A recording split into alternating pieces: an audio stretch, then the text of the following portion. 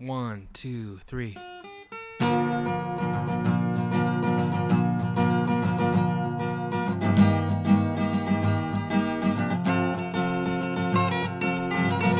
This is the Cider Ranch Podcast. I'm Ben. And I'm Mike. All right, 1, 2, 3, and go. Hello to all of you crusts and tendies out there. I'm Mike. And I'm Ben. And welcome back to another episode of the Side of Ranch Podcast. Today on the podcast, we have a very exciting guest to announce. He is a fellow Canadian with a passion for health, fitness, and wellness. He owns a popular YouTube channel where he provides an unlimited amount of information and introspection in regards to triathlon training. His passion, drive, and genuineness for creating good content is evident in all of his videos. Hopefully, by the end of our chat, we'll be considered honorary trainiacs. His name is Taren, but you might know him better as Triathlon Taren. Taren, welcome to the show. Guys, thanks for having me.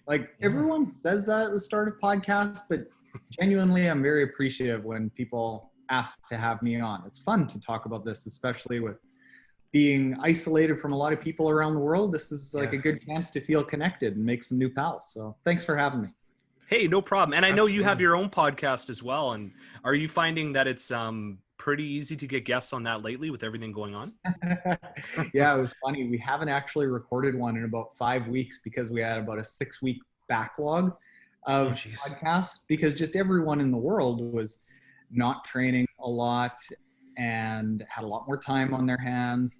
So there was 1 week where we did something like 5 episodes. And yeah, just easier to line up guests. And the real neat thing is that people now, it's like when you get them on, everyone's willing to chat for an extra half hour because at the start of lockdown, people were like, hey, how are you? And so concerned about how everyone's doing because they don't see anyone anywhere. So the podcasts have been a really good way to just keep in touch with people around the world.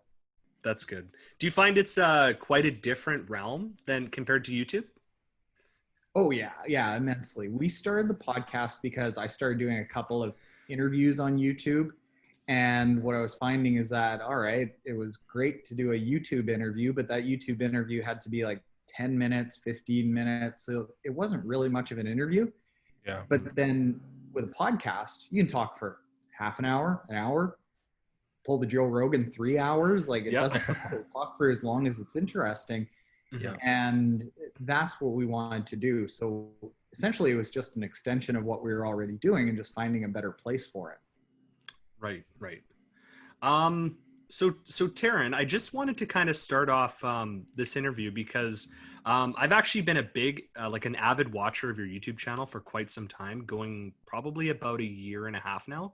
And I wouldn't consider myself a triathlon at all or a triathlete at all, but it is definitely something that I've been wanting to do for a long time. And I've been running lately and I've been really looking at getting a bike soon. And I want to start swimming. So I really want to start getting into that route. And I know with yourself, you have a very inspirational past in regards to starting your triathlon journey. I was just wondering if you could give us a little bit of insight as to what motivated you to begin training and what started that journey for you. Well, my background is not in any sort of sport at all. As I'm sitting here in my studio, I look across and on the wall, I've got 2 posters of me at a charity curling tournament. Bonspiel to us Canadians. And I used to be a kind of a semi-professional curler. Curlers are known for being very fit, and I wasn't. And I was as much of a curler as you would have expected 20 years ago. I'd drink hard, party hard, and then wake up in the morning and curl. And that catches up to you in your mid-20s. I became pretty overweight. I was 215 pounds at one point. Couldn't run the length of one house, like 100 feet, 200 feet, could not run that far. Couldn't swim, didn't own a bike. And I just started gradually losing weight through weightlifting and like bodybuilding diets and things like that. But none of it really ever stuck or was fulfilling or any fun. until at one point I decided to do triathlon, and I just wanted to do it to see if I could. And I did the very shortest distance that I possibly could, a try, of a 300-meter swim, a 13-kilometer bike, and a 3-kilometer run. But I was hooked. As short as it was 42 minutes of suffering pain. I did not do very well, but I was hooked because that feeling of like my heart beating and the butterflies in the stomach before the gun goes off, I never felt that in real life. I never felt that at work. I never felt that lifting weights. I never felt that when I was playing just curling even, because it's so slow paced. But triathlon was real. Like triathlon is that real sense of not knowing if you're going to be able to do the task. And that was exciting. And that's what hooked me. And that was 11 years ago now. And it wasn't a quick process for me to become a triathlete and really knew what I was doing. But I loved the process because there's a lot of fun things to figure out. And it's exciting while you're doing it. What do you think it is compared to with bodybuilding and just lifting weights in general? Because I know that's what a lot of people tend to gravitate to, especially in your mid-20s and early 20s. That seems to be the norm for a lot of people. What do you think was it about the triathlon that really gripped you? Was it because you were saying about the heart racing and everything? Was it just the allure of it, like chasing that goal? The big thing is that you don't know if you're going to come out alive, really, is sort of the feeling of it. A couple of friends and I, about 3 years ago, we did a marathon swim of 37 kilometers in open water. Oh my God. And afterwards, we were getting interviewed by some people. And of course, the question was like, why would you do this? And separately, all three of us, we had the same answer. Like, it's a great feeling to go on an adventure, and an adventure that you don't know if you're going to be able to do it. And when we hopped in the water at the start of that 37 kilometers, we didn't know if we were going to be able to do it. One of the three of us actually wasn't able to do it. He pulled out with 10 kilometers, 6 miles left. And that feeling is a little bit exciting because, you know, when are you ever challenged by something that you know failure is very likely? That's actually really interesting because you saying that for not learning from what something you're really good at is really easy. We don't learn from things we're good at, but we learn from things from failure. So it's interesting when you're saying that not knowing whether or not I'm going to finish that's the thing that's exciting. So is it because the prospect of failure was there and you wanted to trump it? Is that kind of where the excitedness came from? The prospect of failure makes everything elevated. It makes the desire to train much more intense because you're worried that, well, if I don't train, I might not finish this thing. And then the desire to figure out your nutrition, the desire to figure out every last thing that you can, the desire to get into a strength training program to make sure that you don't get injured on the way to that goal. Whatever it is, it doesn't have to be swimming 37 kilometers, but it could have been the 42-minute sprint try. That was scary to me when I first did it, like equally as scary. And when you go in not knowing how it's going to come out, your senses are alive because you just want to be aware of everything that's going on, just because you're in this real fight or flight mode of like, this is real. This I might die is kind of that feeling that everyone has at the start line of a triathlon, and that's exciting.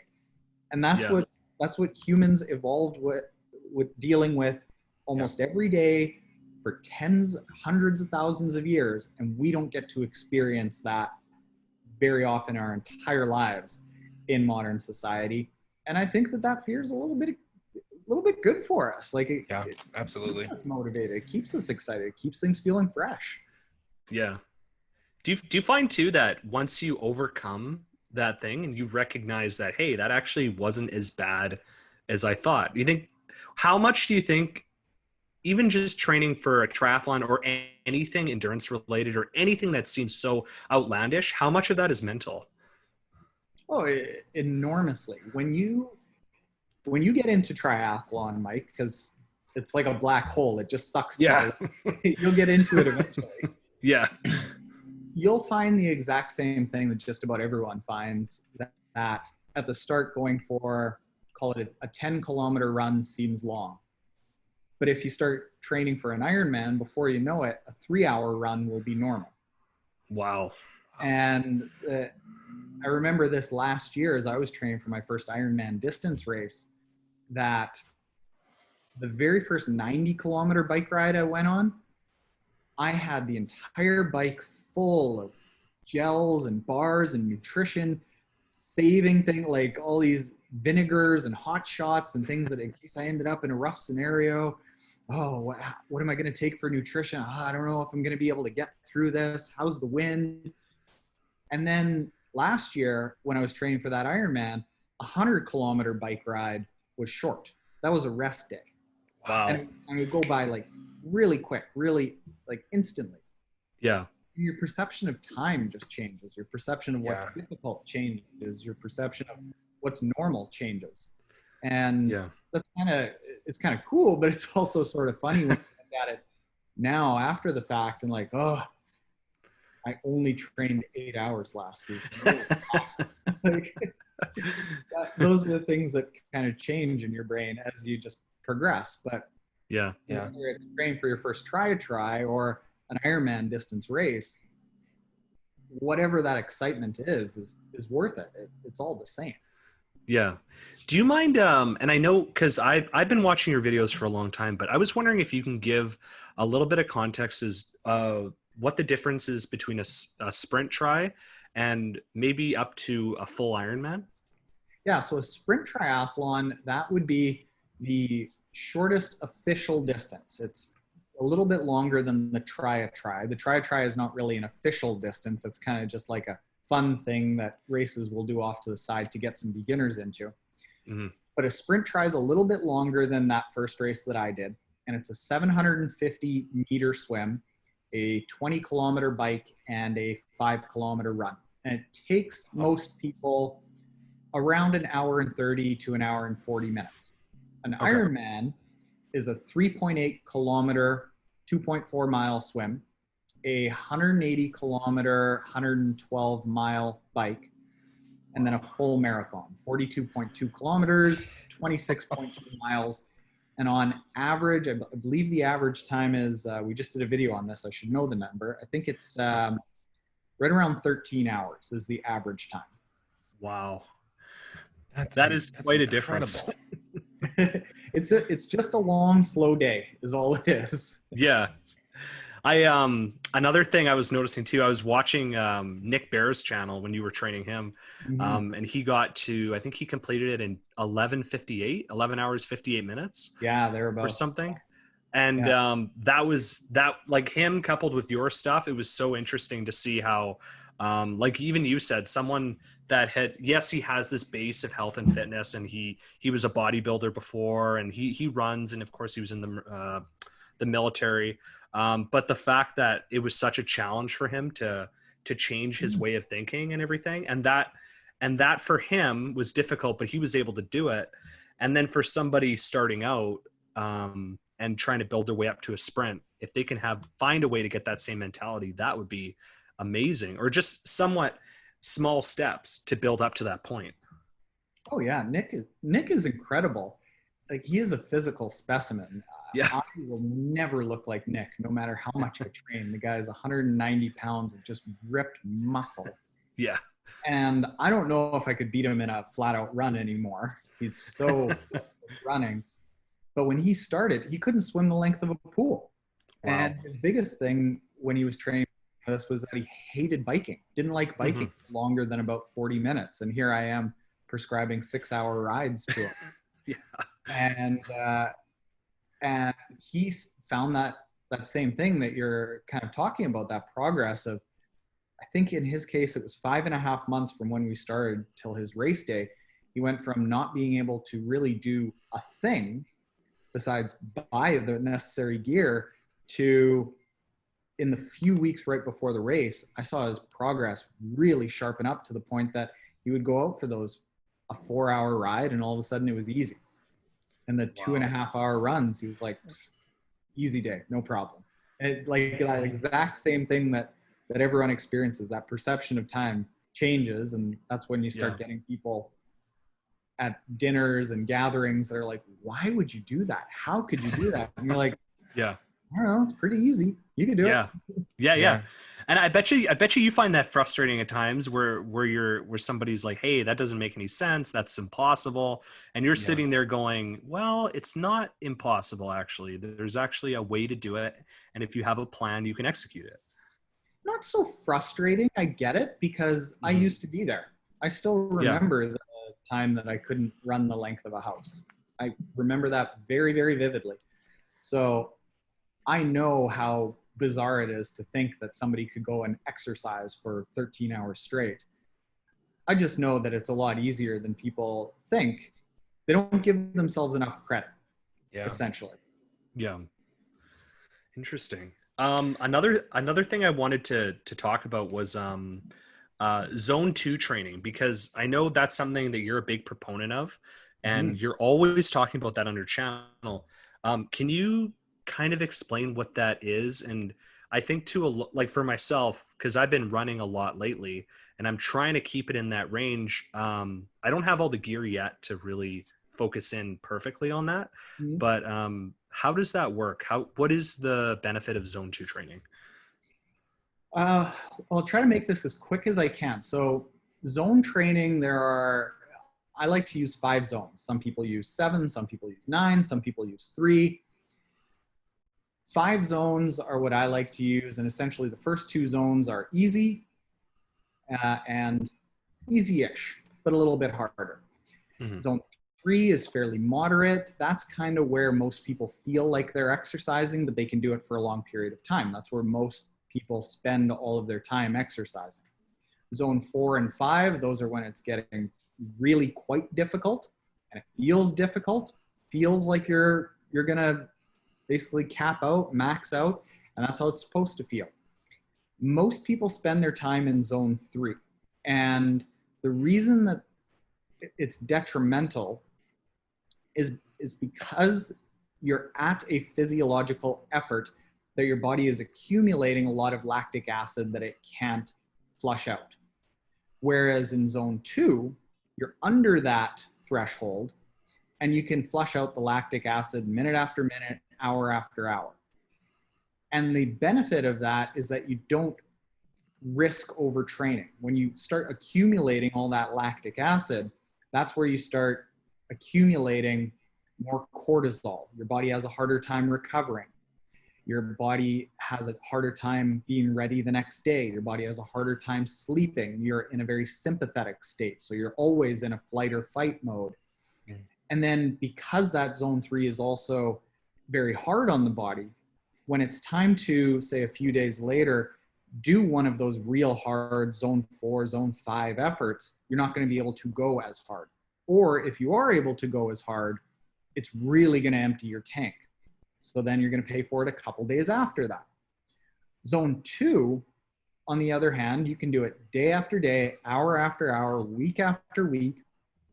It builds just as much mitochondrial density, that's what you're trying to do with zone 2, zone 3 training, just as much mitochondrial density, and mitochondria are like the energy producers in the muscles.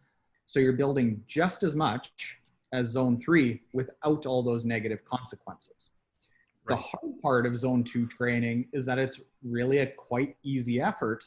And most people, when they start it, particularly with running, when you're carrying your body weight, your heart rate shoots through the roof and you can't stay under that zone 2 threshold.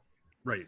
It's critical to do that though, because when you start doing any distance race, even something as short as a sprint distance race, it's 98% aerobic. It's not power, it's not speed, it's how fast is your slow pace, essentially. How fast is your sub-maximal pace? And the only way to make that sub-maximal slow pace faster is to do it a lot. And zone 2, because you can do it day in, day out, what you see if you're doing zone 2 training consistently is you're going to be able to stay at that same heart rate, but all of a sudden your running pace or your biking pace or whatever it is just gets faster and faster and faster and faster, to the point that in my case now, I'll give you an example. The very first half Ironman I did, I was biking at about 180 watts. Watts is like how much power you're putting out, and higher is better. 180 watts, and my heartbeat was 160 beats a minute. Fast forward, would be 3 years later, no, 2 years, 2017, 18, 19, 2.5 years later, after 2.5 years of real dedicated zone 2 training, I did another half Ironman race holding an average power of 230 watts. So almost 30% more. And my heart rate was 135 beats a minute. So instead of then getting onto the bike or instead of getting off the bike onto the run and being completely thrashed and hobbling my way through that first run, I went and ran easy because I was totally fresh. Right. So that's what happens when you consistently just layer on good amounts of zone 2 training day after day, is your easy pace becomes faster, or you can go faster at the same effort. Right. And please correct me if I'm wrong, but I believe from what you said in your videos that you like to say 70 to 80% of your training, overall training, is in zone 2. Yeah, in a year, somewhere in between 70 and 80% of your total time you spend exercising is in that zone 1 and 2, the low intent. Okay. And what we do on our team is, in the off season, say November, December, January, vast majority of the training is in zone 1 and 2. And then gradually more and more builds up. So that 70 to 80% is over the course of a year. And some parts of the year where it's almost 100% is in that zone 2. But then in race season, it's more like 50% is in zone 2. But you're able to handle it and absorb it because you bulked up so much on that zone 2 time in the off season. So if you consistently stick with zone 2 consistently, you'll notice those improvements without adding a lot of zone 3 and zone 4 training in that. I'm not sure if I'm wording that correctly, but both are important. Yeah, both are important. The low intensity zone 1 and 2 training, it builds your mitochondrial density. The zone 4 and 5 training makes your mitochondria function better. So they're both important. But yeah, basically what you said is exactly right. The longer you do it, essentially the more benefits you get. My personal coach is a PhD sports scientist, one of the most published guys in endurance sports. He himself has won a world championship in Ironman racing. Wow. He has been racing for 25 years and he's still seeing benefits from zone 2 training. Wow, that's unbelievable. Yeah, he's still seeing his heart rate come down at the same paces. I think it's so cool that there's such a specific science and there's such a specific way to do things where you can continue to see results, because I'm finding myself going to the gym now more that it's open, but in lots of your videos you talk about working out smart or working things out, and there's such a thing as improper training. Now what I found really interesting is, because I love swimming, in one of your videos you kind of dive into some tips to make people not feel as panicked when they're swimming in events, because you say a lot of times some people when they're putting their heads in the water, and you say like a lot of times a lot of beginners feel like they're short of breath, when in reality it's just built up carbon dioxide like pushing down on them. So can you touch a bit on how you're saying in one of your videos you say like blowing bubbles and like submerging yourself down low can help get rid of that like panicky feeling? Because I thought that was really cool. So how does that work? Yeah, the feeling of being short of breath and feeling like you've got to take that really big like wherever it is, whether you're in the pool or just out and about, or you're holding your breath sitting on the couch, that oh my goodness, I really need to breathe. That's a buildup of carbon dioxide signaling your brain saying I really need to breathe. So what happens with a lot of new triathletes is stick your face in the water and you're spending 90% of your time with your face in the water, and our brains are just wired to say, all right, my face is in the water, don't breathe. Seal off everything. seal off my nose, seal off my mouth, hold your breath. And then what happens is most new triathletes, they start swimming, they put their face in the water, take some strokes, hold their breath, and then are trying to maybe just blow out bubbles right at the very end before they catch their breath, or they're trying to blow out and take in air when they turn their face at the same time. And what's happening is they're not getting enough of the carbon dioxide out to feel like they don't need that big panicky kind of breath. So what we encourage new triathletes to focus on is, instead of focusing on the big breath in, focus on just a steady stream of bubbles out. And that requires, instead of going and swimming and swimming a bunch of laps, we encourage people to just take a few weeks to stand on the edge of the pool, put your face in the water. Heck, you could even do this in the sink, in your kitchen sink at home. Put your face in the water and blow out bubbles slowly. Hum is something that we say, just hum to blow out bubbles. And see how long you can extend that. If you can blow out bubbles for 30 seconds, 40 seconds, 60 seconds without needing that big gasping breath, you're going to rewire your brain to, instead of when you turn your face into the water to hold your breath, you're going to rewire it to instead put your face in the water and you start blowing out bubbles, getting the CO2 out, getting rid of that panicky feeling to have to take a big breath. Wow. And that's so cool. That's just one more little kind of scientific tip that I was just listening to it and I said, it makes so much sense too. Cause perception is reality for what we're learning for this type of stuff. And I think it's so cool that kind of psychological tip, a lot of this stuff does seem like, psychological in terms of, training your mind and training your body at the same time to be able to like push harder, going back to your, the fear of failure kind of thing. Right. So, yeah, that's incredible. That's awesome. Yeah, it's neat when you start diving into this stuff to learn that like everyone's kind of dealing with the same things, and it's either running, folklore, or triathlon. It's like the what do they call it? It's like a rite of passage for triathletes. But nobody really looks and thinks, all right, here's what everyone goes through. Why do they go through it? Mm-hmm. Right. And what are the physiological reasons that they go through it?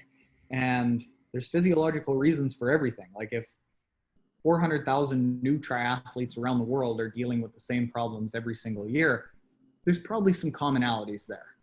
Yeah. And what can you do to fix it? And that's one thing that I think, if there's anything that we do well, it's because I was that struggling, panicking in the water, shin splinted, can't run triathlete, and have progressed. I can look back where a lot of coaches who are former pros or who are PhDs or coach pros themselves, it's hard for them to relate to that feeling of like, I know you gave me a workout of 3K to do, but I can't even swim across the pool. How is that supposed to? How is that workout supposed to help me? How am I supposed to pull this off? Yeah. So we focus more on the, let's make sure you're confident getting to your race. And then once you're there and you're confident getting to your race, we can work on the performance after. But if you're not confident getting to your race, you're probably not going to show up to a second one. Right. And it kind of comes down to endurance in general. I mean, with these endurance races, you have to pace yourself. And from what you're saying, it seems like it is a slow progress, but you will see progress. Like even as simple as putting your head in the sink and blowing bubbles one day for 5 seconds, and then the next day, 6 seconds, 7 seconds, even though it's 1 second each time or a couple seconds each time, you're still progressing, and it's still a thing that's going to happen, and you're going to get better as time goes on. Yeah, exactly that. The running that I did, I'm not kidding you. I ran the length of a house, and one day my run was running around the block, and I would run the length of one house, and then I would walk 3 houses, and then I'd run one length of a house, and then walk another 3. And then I progressed to, I can run the length of one house and then only walk the length of one house. Like I didn't just get over that by learning some magical running stride. It was weeks running houses. Yeah. So what, actually, you brought me back to my next point. Actually, it worked out pretty well. What And I know you said you got to 215 pounds and then you couldn't run the length of a house, but what started your training? Like, did you get a training plan? Did you just start running one day or start biking one day? How did that start for you? The triathlon training started after I had injured a shoulder.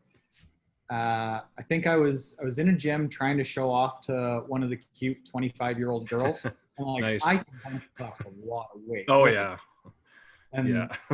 like, of course, I was too shy to talk to her, but I was saying to my buddy, like, spot me. This is going to be pretty impressive. Nice. And I got hurt. Oh no. Not impressive at all. Nice. But you had like what, you had 5 plates on there, right? Not even close. I was not a big bench presser. 2 plates and a 25. So I think that's 275, which is like, in bodybuilding terms, that's like, oh, a nice warm up. That's cute. Yeah. Still pretty good, but I hear what you're saying. Yeah. So I did that, hurt my shoulder, could not lift a thing. So just to stay somewhat active, instead of going to the gym and lifting weights, I went and I would walk on the treadmill. And after a few weeks, that got really boring. So I intermixed walk on the treadmill one day, bike the next day, walk on the treadmill, bike. And then there was a pool and I figured, maybe I'll go and swim one day. And that was how it started. And it was years before I figured out what a training plan was. That first race was just completely done. I just got to run a bunch and bike a bunch and swim a bunch and I should have it. And I didn't have it, but I got there and didn't drink. Yeah. Did you have any gear? Oh, sorry, Benny, you go ahead. No, I was just gonna say. I mean, it's more of a. I guess it's more of kind of a 3-part question, I guess. But I mean, in terms of the running, biking, and swimming aspect of things, is there something more specific that you find either, I guess, new people are struggling with more in terms of the 3 types of exercise than compared to like either running, or to biking or to swimming? Is there one that kind of stands out for more people that you've seen in athletes where it's just harder for them to get a hold of things? Or swimming, hands down. That is the big impediment to most people getting into the sport, especially when they go and do that first workout trying to swim laps. Just about every single person that we talk to that finds us somehow on YouTube, they say, I entered a triathlon, I decided I had to learn how to swim, I realized I couldn't do it, I went to YouTube. And that's hundreds of thousands of people every single year that have that same experience, because it's not natural. I mean, you can kind of muscle your way through a bike. People have been running their whole life. It's not that different from walking, and we all walk. And sure, some people might have shin splints or lower back pain, but it's not as imminent as thinking you might drown. Drowning is a pretty intense fear when you go from thinking you're a pretty fit, healthy guy like Nick Bear to thinking you might drown. That sends some alarm bells. Like, holy smokes, I better figure this out in a real hurry. Yeah. Do you find, like, with swimming too, like once people start getting better with swimming, do they find it eventually translates to their running and their cycling? Yes and no. In my experience, it does translate to the running and cycling, but that's more once you get to a more elite level. Okay. For the first few years, what most triathletes should work on is technique and comfort in the water. Not that high-end, really intense aerobic, working your heart, getting up a good heart rate, a good breath of, feeling like you're working out in the pool. Mm-hmm. It'd be a couple of years before you really build up to that. Because if you're a new triathlete and you're just working on really fast stuff, essentially you're just working at working harder and being slower in most cases, because you're really inefficient. So once you get past that and you build the foundation for swimming, then you can start working on that more intense stuff. And then it can transfer over to the biking and the running. But for the first couple of years in triathlon, it's much more focused just to have better technique and comfort. And with the swimming as well, what about people that when they were younger, or I know when people are quite young, they go through swimming lessons and they get to a certain level, like I don't know, in BC here, we go through to about 7 or 8, and then people usually start to drop off around then, 7, 8 or 9. Do you find people that have that base when they're younger and then they start it later on in life? Do you find that translates a little bit, or is it like a brand new experience for them? Yeah, there's two answers. I call those few levels "Don't Drown" level 1 and "Don't Drown" level 2. That's my joke for it. Like I went through "Don't Drown" level 2, and when I started swimming, I'm like, I got this. I went through "Don't Drown" level 2. I was a survival swimmer.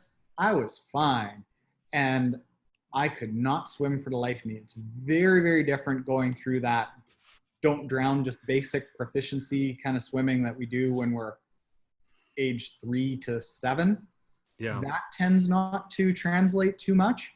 But what really translates is if a child swims from, say, age 8 to age 11, I would probably bet money that kid would be faster than me after about 3 months of swimming. Really? That base of even just 2 or 3 years of swimming in your developing years, that sticks with you for forever. And really?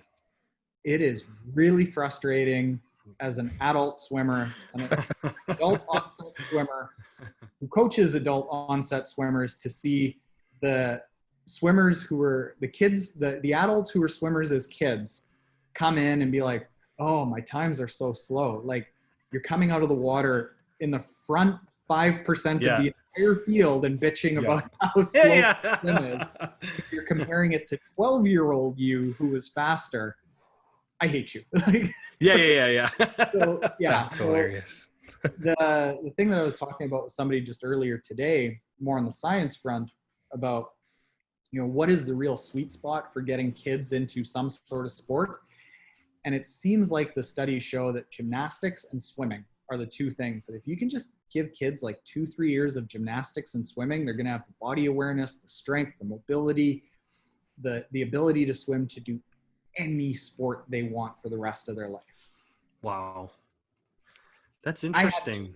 So I'm awful. Yeah. Nice. But you know what, though? You can make up for it in the run and the cycling. So you can leave them in the dust once you get to that point. Barely. Yeah. Yeah, I appreciate you saying that, Mike, but I know it's no problem. Yeah. Well, like I said, I am trying to suck up because at the end of this interview, I would like to be called an honorary Trainiac. So. I guess I have a kind of a specific question. I was gonna say what would be like a different, like, I mean, if there is one for you, but what would be a different, like, you're eating or drinking like regimen before either like a triathlon compared to like an Ironman competition? Are there different like strategies that you have before you engage in each of them, or is it kind of similar? You mean like a sprint triathlon versus an Ironman triathlon? Yeah, in terms of like what you will eat or drink, like, just days leading up towards it, or and then during the day kind of thing. So a sprint triathlon, you really don't have to do much because it's over and done with, even at the longest point, about 2 hours. And if you're burning basically the maximum amount of calories that you can in those 2 hours, you're going to burn about 2,000 calories. And most people start a race, you walk around with about 2,000 to 2,500 calories worth of energy in your muscles and your liver. Mm-hmm. So nutrition for a sprint race, really not a lot. Mm-hmm. I know lots of people that have pasta and the night before and carb load the night before. Carb loading, yeah. Tons of carbs during. We're just coming out with a nutrition book right now that's basically like, for a sprint, if you think about nutrition, great. If you don't and you train well, you'll probably get by. For an Ironman, very, very different. For an Ironman, there are months of low carbohydrate training sessions that you do to start increasing the amount of fat that you can burn in the race, because you've got to have 13 hours of energy and you can't eat enough to replenish 13 hours worth of energy. So you better make sure that you can access your fat stores. So you're training for months with lower carbohydrate stores, particularly with our method of training that we use. And you're starting to carb load 2 days beforehand. There's a very specific breakfast that I like to have the morning of. every minute is scheduled and planned in an Ironman, because Wow. if it's off a little bit, it can have really big consequences. That's The insane. Ironman Wow. marathon is just a sea of 42 kilometers of carnage from people. Oh my nutrition God. wrong. Yeah. Where do you find in an Ironman that people tend to I guess have an issue with their nutrition or start to notice their body shutting down? Would that be on the run maybe, or would that? Most would start to notice it in the last third of the bike, and Okay. you can just do the math on it, actually, that in a typical Western diet, most people will burn on average about 0.4 grams of body fat every single minute. And a well-trained athlete who's dealt with their nutrition right will get that up to around 1 gram to 1.2 grams of body fat per minute. And if you do the math of how much you can eat during a race, how much you're burning during a race, you literally just do the math and you go, oh, well, at 7 hours, you run out of energy there, Western diet guy. And Yeah. the Jeez. person that has done the lower carb approach, or the alternative to get the same effect as training 30 hours a week, which not many people do besides pros. So Right. I recommend do it with diet, and instead of 30 hours a week, you can do 15 hours a week, still do very well. Mm-hmm. You have energy for forever. You can go for literally days. But Yeah. the Western diet, the person that hasn't addressed it, you do the math and it's usually around that 130 to 160K into the bike. You're basically out of energy and starting to run a marathon in an empty tank. Wow. So, and you were saying, I was also reading that you have a lot of gels or you were saying earlier, a lot of gels and different carb sources and different energy sources with you when you're actually competing. How do you, because I know how do you store that on your runs and your bikes? How do you access that, and how do you know when to access that? On a bike, what I end up doing is I've put any like bars or things that are packaged into my tri-suit, into the Okay. back pocket at my lower back, Mhm. underneath the wetsuit. So I strip the wetsuit off and then everything's right there. And Yeah. on top of the bike, there's also a bento box where I shove a whole bunch of chews into there. Okay. So the bike basically has everything already on it for the bike, or it's in my back pocket for the bike. And then on the run, what I have trained myself to do is just to use Coke and water. So on just about every single triathlon course all around the world, Coke is on course. It's got Right. magical elixir. It's got caffeine, Really? it's got sugar. It's Yeah. easy to access, really easy to digest, and it's the same all around the world. So you can go to Right. Germany, you can go to Puerto Rico, you can go to Texas, you can go to Hawaii, you can race in Canada. Coke is the same all around the world. Right. Thing is about Coke, when you start taking it, you can't stop. So Yeah. it's not, We know this is that. Oh yeah. not something that you dabble in when you get into it. I'm hiding my McDonald's cup from you right now, Taren. Yeah. So I just take Coke and water. And at aid stations, I'll grab a cup of Coke, I'll grab a cup of water, and just go with that. Right. So I don't really take anything on the run with me besides in my back pocket. I'll have the product that I like to use is Cramp Fix. It's basically just a straight vinegar with some spices in it. Okay. And if you start cramping, I take one of those and it's like a punch in the mouth that just sort of wakes up your brain and says, hey, look, like Yeah. the world is not coming to an end here. Yeah. It's like the Martin up. smelling salts of triathlon. Yeah, we're doing a triathlon. Yeah. We're not cramping. Yeah. Yeah. Is that like the sodium in it that gets into you really quickly? Is that what that is to alleviate the cramping?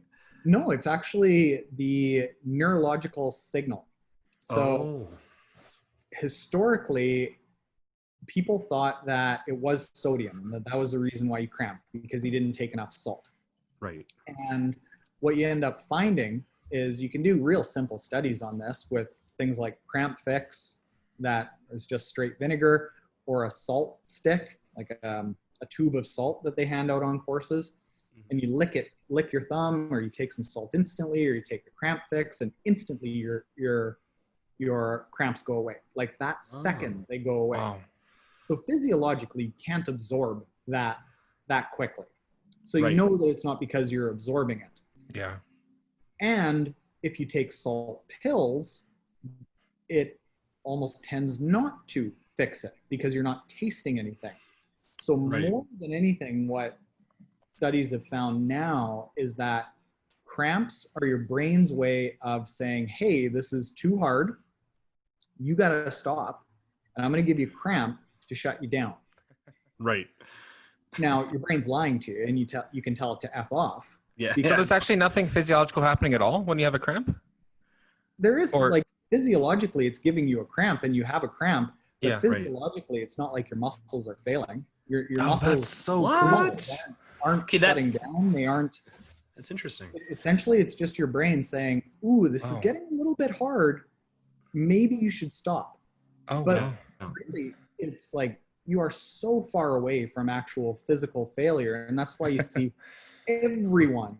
If you go to the Ironman World Championship, you will see everyone from mile 10 to mile 24, basically walking, limping, not knowing if they're going to be able to continue with the race. They get to the finish line, everyone's sprinting.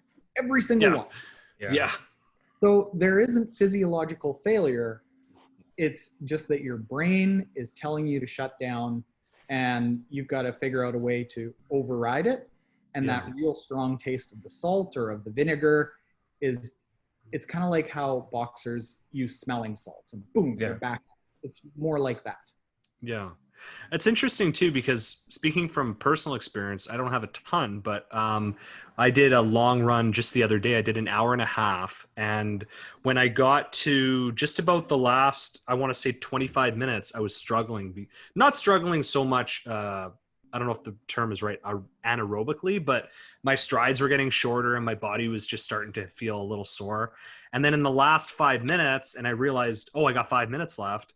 I'm almost done. And then I just started turning it on. And then there was a minute left. And I realized I've got all these reserves, and I just booked it. I was not quite sprinting. I'd probably say I was pretty close to zone 5, I would say. And then, but yeah, it's to me, it was like that. Oh, I'm almost done. Let's go. It was like a hit of endorphins or something. I don't know. It happens every time I do it. Yeah. And if your body is literally shutting down, you wouldn't have that sprint. But Yeah.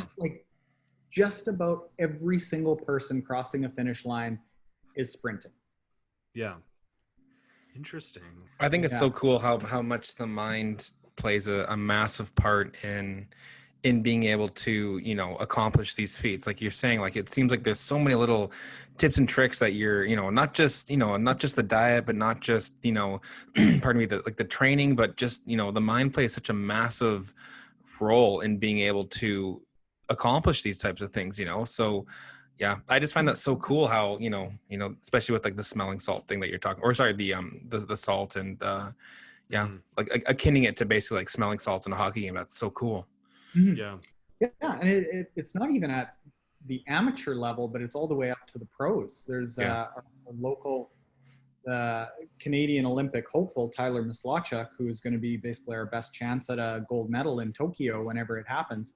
Yeah. He's a friend. He grew up close by, and we were doing some training while he was in lockdown together. Wow. And something that he said is VO2 max, basically it's the maximum amount of oxygen that your lungs can process in a minute. For years, that was looked at as like the thing that if you can improve your VO2 max, you go faster. No ifs, ands, or buts about it. Right. But what's actually happened is, in Tyler's case, and in just about everyone's case, you can improve your VO2 max by about 20, 30% over the course of your lifetime. And after that, you're done. But somehow people still get faster. So in Tyler's case, what he says is like he maxed out his VO2 max as far as what it is years ago. Yeah. And since then, all of his progress has just been mental training. Yeah. Can you hold, in his case, a 240 kilometer for 5K or 10? Like, can you do that? And 5 years ago, the answer would have been no. And you do it a few years, maybe 1 year you can do 1 240 kilometer in a row. and then the rest are 3-minute kilometers. And now he can rattle off a bunch, and it's not that he's really physically that much different because his oxygen levels are just the same as they were, but mentally he knows he's able to do it. He can withstand that pain a little bit better. He can ignore it a little bit better. He can hold that pain a little bit better. It's interesting that like the brain is really what drives all of this. Yeah. Interesting. That's I go ahead. This is sorry. Into the weeds here. I recognize, like, maybe on the podcast for beginners.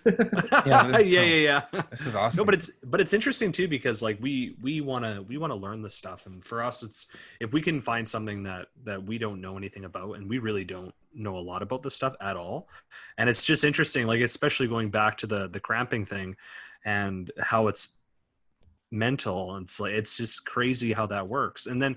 But it really comes down to the way you adapt and the way you kind of, it's like you're setting a barrier for yourself. And if you are willing to break them down, then you can pretty much achieve what you want.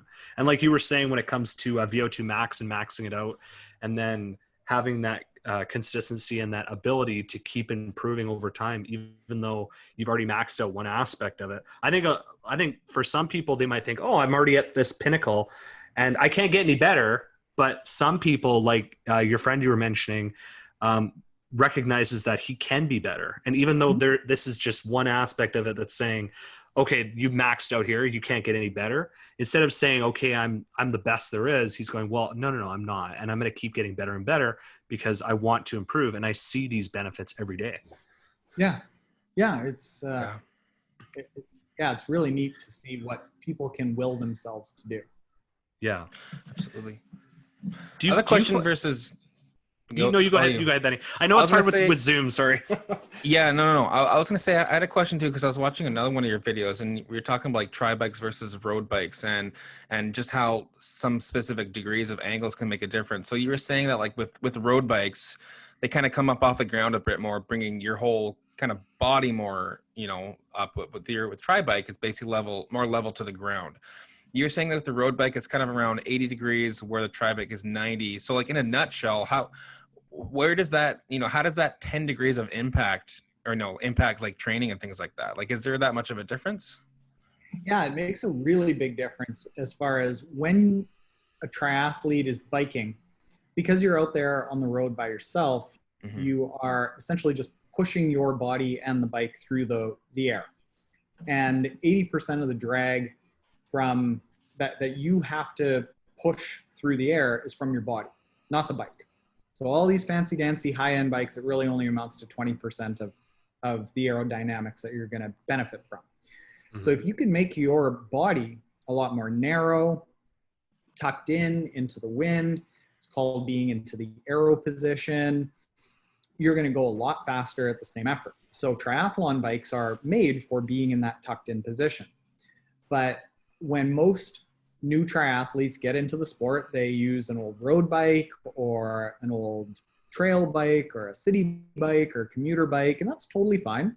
The issue with it is that when you get into that tucked in aerodynamic position, your hips close a lot more, so the angle between your torso and your legs is a lot more narrow, a lot more closed. So that burns out the muscles around your hips unevenly. So you get off the bike with this fatigue that's imbalanced. And all of a sudden you've been scrunched up so much for, call it as much as 7 to 8, 9 hours if you're in an Ironman. And that's a situation where people cramp because their body is getting off the bike and saying, holy smokes, I should be running, but I'm basically running with only half my available muscle groups because the other half are so burnt out because they were doing all the work because I was scrunched up, that cramps start happening a lot quicker. Whereas in a triathlon bike, your body's opened up a little bit more, so it's a little bit more comfortable. The muscles fatigue a little bit more evenly. That said, ride whatever bike you want for the first few races. A triathlon bike we wrote a book for new triathletes, and it was like 12th or 13th on the list of things that you should buy. really only worry about buying a triathlon bike once you know you're going to be in triathlon for a lot of years. Yeah. Interesting. In terms of a road bike as well, because that's something I'm looking at getting next. Oh yeah, man. Yeah. Definitely. I know, man. I've been going to a bunch of stores and really starting to price them out. But right now with COVID, they're sold out everywhere. I can't find any bikes. And I was also kind of tempted to look online and go that route and purchase one, because I got kind of fitted for one, so I know what frame I need. But how would you recommend going about let's say I wanted to buy a brand new road bike. How would you go about doing that? I know it's kind of a hard question, but not really. I get asked it a lot. First thing I would say is, if your price point is $2,000 or less, don't buy brand new. Buy a used bike, because that $2,000 or less road bike is a really, really common price point. So you get a lot of people that buy a bike in those price points, ride it a few times, decide to sell it on Kijiji or Craigslist or whatever it is. So you've got this massive surplus of bikes in that price point that are available. So you're never going to make your money back off of it. It's going to depreciate right away. You're going to have a hard time selling it if you can at all. Now, if you go over that $2,000, then you start getting into bikes that are nicer. They've got nicer components. They're going to hold their value a lot better. But if you want to stay under that price point, which is where I recommend most people start, unless they're totally made of money, start with a used bike, let somebody else do the depreciation on it. You're probably going to save maybe $1,000. Wow. And use that money to buy a helmet, some wheels, make sure the chain is well taken care of, take it to your bike shop, get it fixed up. You're going to have as good a bike with better parts, better helmet, better wheels, better and more money. And it's not really until you get into that, I would even say $3,000 or more, that I would say, holy moly, be buying a brand new bike. That's insane. I look at 2 bikes that each one of them was worth more than my first 4 cars combined. What? Is that? Fortunately, I've got some good sponsors that help with that. Oh, for sure. Are those the Ventum bikes that you have? Those ones? Yeah, those ones are really nice. Yeah. And I saw you got one sent to you, and was it last year, that older model that you set up for your Zwift and on your trainer? Yeah, I've got one of their throwaway bikes. Yeah. I've got. The joke is, you're going to find this pretty soon, Mike, that the amount of bikes that you need, the formula is N+1. Yeah. Where N is the number of bikes that you have at the moment. You always need one more. Always. Yeah. So I've got one bike set up just on my trainer for training inside. I've got a race bike for triathlons. I've got my training bike, which is just a road bike.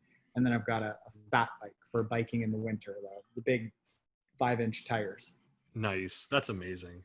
Holy so moly. It sounds like once you get into the sport and you get serious, it can be expensive, but it sounds like it's a lifetime type of thing, and you're always going to be looking for the next thing to kind of do. I would probably be better off financially had I taken up drugs. Nice. That's awesome. Cool. I just one last question before we kind of get to, I know we're nearing the end here, but one question I had, especially because with weightlifting in general, I know everyone talks about supplements like protein powder, creatine, branched chain amino acids, omega-3s, vitamin D, all that stuff. What are some supplements that you would recommend for someone just starting out with endurance training or triathlon training, for somebody even who's looking to recover more quickly or just in general getting started? Yeah, you rattled off actually most of the legit ones. There's a lot out there that are crap. Okay. There's about a half a dozen that I say, literally I was just writing this afternoon, that there's about a half a dozen that I have no problem saying every athlete should take, every person should take, essentially. Vitamin D, the vitamin K is one of them. Vitamin D is like the precursor to healthy hormone function. Okay. And even though most of us say, oh, well, I get out every single day, it's not enough. And in order to assimilate all that vitamin D from the sun, you have to have certain nutrients in your body that are very deficient in North America. So like 70% of North Americans are deficient in vitamin D, and that's a terrible thing. So vitamin D is one of them. Vitamin B is another. People tend to eat just too many carbs, not enough meat. So vitamin B tends to lack in a lot of people. Vitamin C is hard to overdose on, and it helps immune function. That's a great one. Cool. Omega-3, same sort of thing. Just about everyone in Western society has too much inflammation, and omega-3 helps buffer that. And then after that, I've got to think about, if you start getting into triathlon training, a calcium supplement is important, especially as you start training significantly.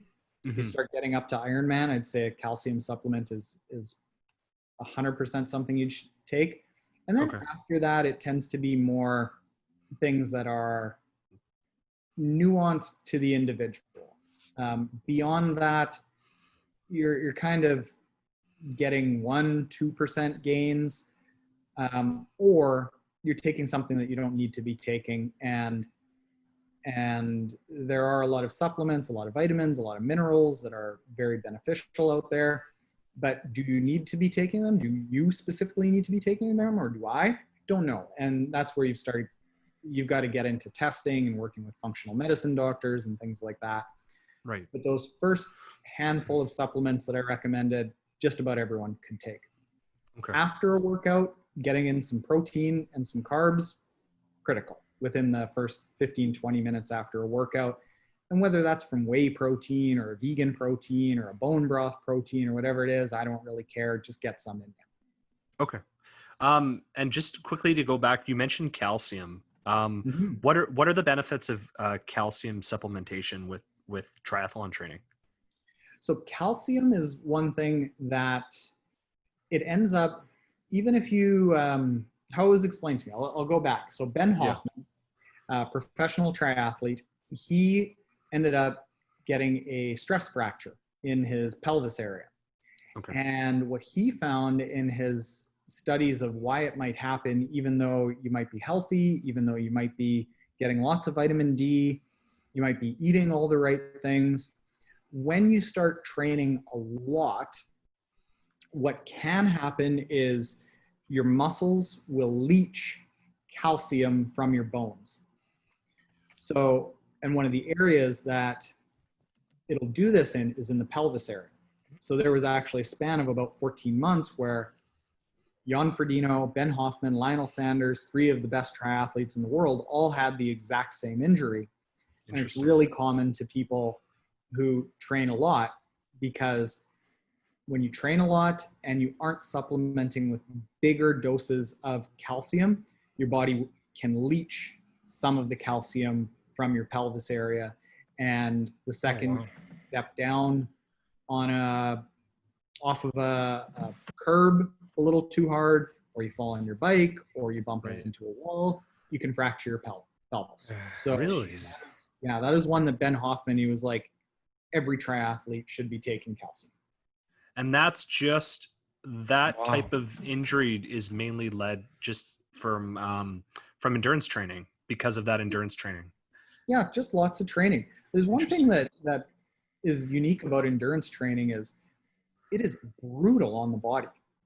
That things like CrossFit, things like bodybuilding, you're in the gym for like 40 minutes, 45 minutes. You're not out on the bike for 6 hours. Right. You're not running for 3 hours. Heavy pounding. Maybe you're in the gym for 45 minutes and a grand total of 15 of those minutes you're actually doing effort. Yeah. So it's brutal on the body. Endurance training is, make no mistake about it, I think that it is much healthier than doing nothing, but it's many steps past an appropriate amount of healthy behavior. Like it's a bad influence on your body. Yeah. That's interesting. And I guess that makes sense too for someone that just wants to go to the gym for 30, 45 minutes, 4 or 5 days a week, compared to someone like yourself who's training, is it 20 plus hours a week for the Ironman training? That's got to be, that's like a different beast entirely. Oh yeah. Well, they're in behind me. The listeners can't hear this, but there's a couch that last year while I was doing my first Ironman training, the training averaged about 17 hours a week, but the time spent on the couch was probably about 30 hours a week. Because it's like, hey, you got a strength session to do it. Nope. Yeah. Hey, can you put up this picture? Nope. It was all encompassing. I could not will myself to do anything else besides train. So sorry, go ahead. Like that. The other distance races are a lot easier. So how do you find the like after you train, how do you find the motivation to do these YouTube videos and to keep like to just have a life basically after your training? How do you do that? Bills got to be paid, man. Yeah. Yeah, it's my job now. Yeah. YouTube and writing books and the podcast is my job, but it's a pretty damn good job. It's a very fun job that even when I'm tired, to have a job where I talk about triathlon, it's a pretty easy gig that people are tired out there in the world. And when my job is talking to a camera about a sport that I love, it's kind of doing a disservice to people who have actual jobs. Right. So yeah, sometimes it is hard. Sometimes it is not super motivating, or I'm not super motivated to do it, or it's hard to be up and peppy for a podcast or to be on camera. But there are worse things than, a few times a year when I'm really tired that I have to talk about triathlon while I'm really tired. I get through it. Makes sense. Cool. Well, we're just coming to the end of our show here. And Taren, we always like to end our podcasts with a would you rather. So that's kind of like a question we always try to cater it specifically to the person that we have on. And today we've got a specific one for you. So if you're game, we'll go ahead and ask you a question here. So game. Fun fact, I was a 2-time county would you rather champion. Really? No, of course not. that was a little bit of gullibleness, a little bit of naivety, and a little bit of sarcasm. I'm thinking, like, what is he talking about here? I was like, wow, that's amazing. Cool. So, Taren, would you rather win the Ironman 70.3 World Championship in New Zealand for 2021, or would you rather qualify for a spot in the Ironman World Championship in Kona for 2021? Ooh, probably win the World Championship. I thought so. And always try to qualify. Yeah, that's pretty cool. All right, and with that, that comes to the end of our show. Taren, thank you again so much for coming on. We really appreciate it. You've been a gentleman. You've been very easy to speak with outside of Zoom, and we really appreciate you taking the time to come on our show. I know you're very busy, but we do appreciate it. Thanks for having me. It's been amazing. Yeah, thanks for having me. This is fun. Yeah. Good. I'm glad. I'm sure it's a change for you. I know you do your podcast and your YouTube channel, so I'm glad to have you on as a guest for a change. Yeah, this is neat. Cool. Awesome. Yeah. Well, thanks all you crusts and tendies out there. That's our followers, by the way. We call them pizza crusts and chicken tenders. So thank you all for attendees. Yeah. So thanks all of you for tuning in. Once again, that's another episode of the Side of Ranch podcast. Once again, I'm Mike. And I'm Ben. Thanks, guys. And thanks for tuning in.